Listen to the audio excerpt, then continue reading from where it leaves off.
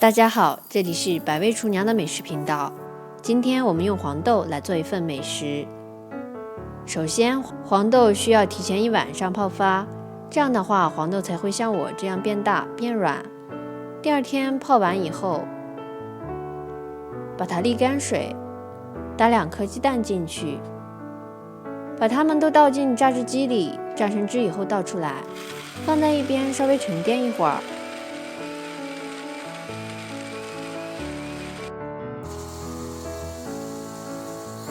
然后我们再切一些菠菜，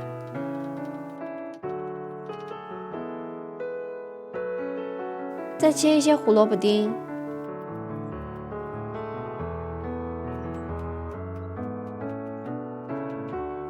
这个时候我们把刚刚榨好的黄豆汁熬煮一下，可以加一些开水进去，煮开我们加入胡萝卜丁，最后加入刚切好的菠菜丝，熬制5分钟左右就可以出锅啦。这份非常简单的蔬菜粥就做好了，非常适合做给自己的孩子。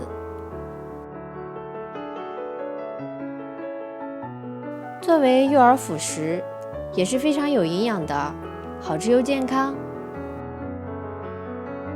如果你喜欢这种做法的话，就点击关注吧。